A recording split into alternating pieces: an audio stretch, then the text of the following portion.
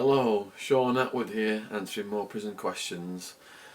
A load have come in off the back of my What Happens to Sex Offenders in Prison video. First question, what's the real motivation for inmates smashing sex offenders? Are they doing it because they give a damn about morality, justice, innocence of victims, or whatever? Or is it a convenient excuse to be cruel and vicious? Do they feel they're better than someone else for a period of time? Well, I asked a person who'd been gang raped in prison what the motivation was for the people who gang raped this person, and the response was that it is rage and anger and control, a sense of control over somebody else. Let me explain. So let's say you've been sent down for a long time in prison. The system has got total control of you. You're angry for getting caught, you're angry at the system. So what do? You project all that, you find someone vulnerable and young that you can take control of, and you've got that power and sense of evil over that person when you gang rape them. That's what a victim told me was the motivation. They said the motivation was not sex, although I'm sure sexual frustration must come into it. Next question. Have sex offenders been sexually abused themselves at some point? Yes. From what I've read, most people who are sex offenders have been molested themselves at some point, and they just continue to repeat that cycle. Next question. Are sex offenders the softest, least consequential targets to score prison status points by attacking? Within the prison hierarchy I experienced, it goes from the very top, most respect, which was like a mafia hitman, Italian mafia guy I knew who was doing over 140 years, only murdered rival gangsters, didn't hurt women or kids. He had the most respect, top of the prison system. Lowest are sex offenders and snitches. You may have heard the expression, snitches get stitches. They get shanked. Same for sex offenders. So guys who are looking to earn their reputations and their tattoos, these are easy targets. Next question. Am I a sex offender if I have sex with a prostitute age 20 plus, of course? Well, that would depend what country you were in. Holland, obviously you wouldn't be getting busted for that. In some countries that you would. And it is a sort of sex offence, but if you can explain to the guys, show them your paperwork that you got busted with a prostitute, I think you're going to be able to get by with that one without getting dealt with too harshly. Next question.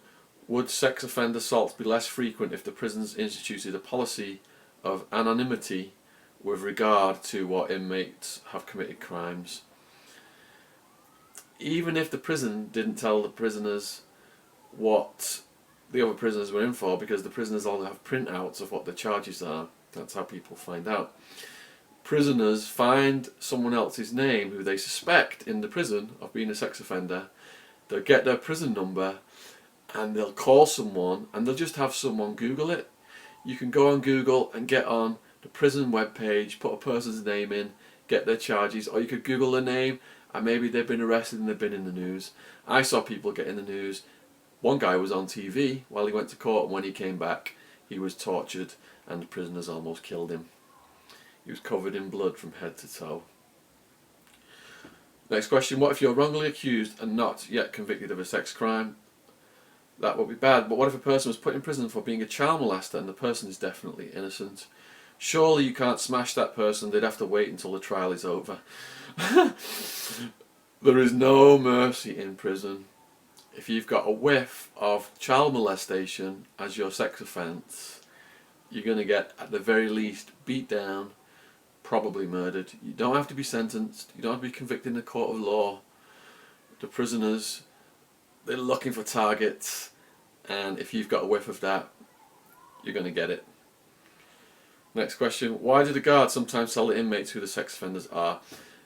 Sex offenders are universally hated by prisoners and guards, so guards tip off the prisoners just so that they can get a sex offender smashed or killed. They believe they're just eliminating a person who's going to cause more trouble in society and saving that person's future victims from getting molested. What if you're a 19-year-old who got caught having consensual sex with a 16 or 17-year-old? Is that still KOS, kill on sight, for being a sex offender? Well, in the UK, obviously it would not be. In America, that 16 is below the legal age for sex. It's called statutory rape. You would be a sex offender. And again, this is child molestation, statutory rape. These are not good charges to go into prison with. You're going to get attacked. I'm not going to prison, blah blah. If someone is under 18, can he be accused for sex crimes?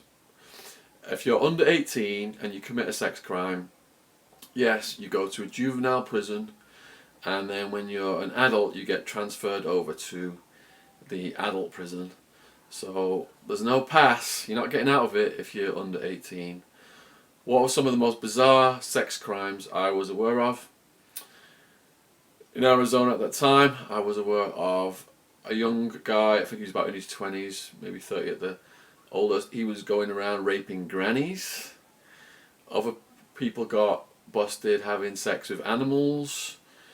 And another one who worked in a morgue got busted having sexual relations with corpses. So this is my sex offender questions update. If you've got any more questions, put them in the comments box. Please like and subscribe. Cheers from London.